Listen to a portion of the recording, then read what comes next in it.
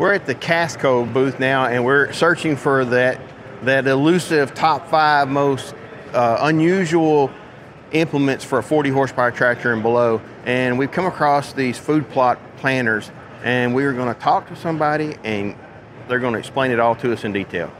So I'm here with Paula from Kasco, and she's going to explain this plotter's choice.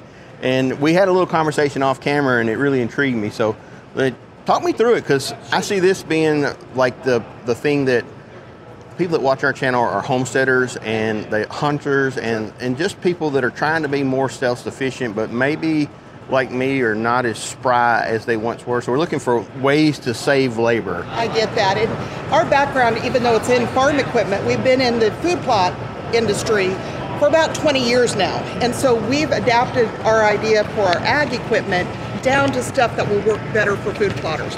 Our lead engineer, who happens to be my nephew too, is a hunter, and he puts in food plots, so he knew what he wanted, and he talked to a lot of guys in the industry, and he knew what they wanted as well. And the plotter's choice was kind of the final game that we came on that. We had a couple different tests before that, and this is a culmination of all of the different designs. The nice thing about the plotter's choice is it's the only machine we make that will seed in 2 different styles. We have drop tubes that will drop it in rows for drilling corn or soybeans or sunflowers, anything that you want in the rows. But when you want tighter germination, like for your grasses or your brassicas, you switch the drop tubes over into a seed pan, a scatter pan, and then it becomes a solid stand planter. So instead of rows of clover, you're going to get 6 foot wide or 4 foot wide, however. So it's going to fan the seeds out. Exactly. As we talked about before, I'm fairly uneducated on this. What all can you plant with this? Because that's going to be one of the questions I get, because I want to garden some, right? And if I want to do corn, I want to do beans. What all can you plant with it? The standard seed box that we use on the plotter's choice is the same as we use on all of our drills. It will do anything with a smooth seed. So it'll go down to even the small grasses like teff or centipede, turnips, radish for cover crop.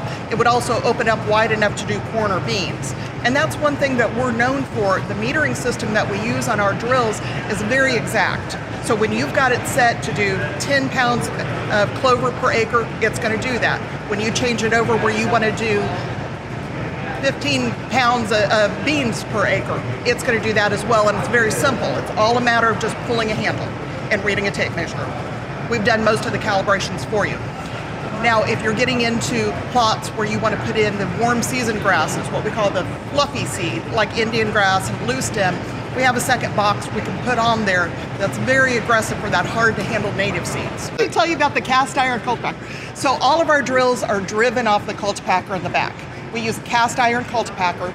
Not only is that driving the seed, when that's rolling, the seed's dropping, but that's also going to make sure you get good leveling action, a good final seed bed, and make sure you get good seed to soil contact.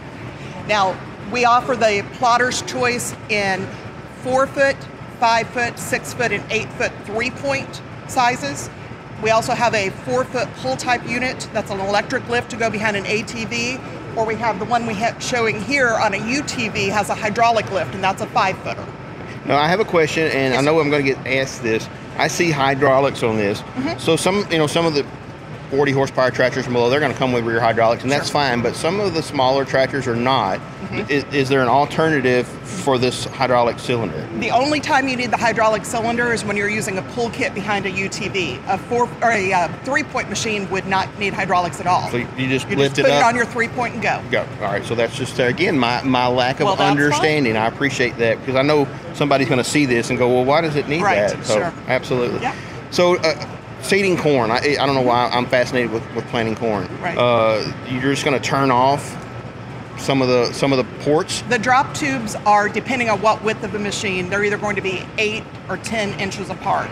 So obviously that's a little too tight for corn. We have plugs you can put in there, so they're going to block off. You're not making it overcomplicated. Not at all. We're trying to simplify it for everybody. I like it.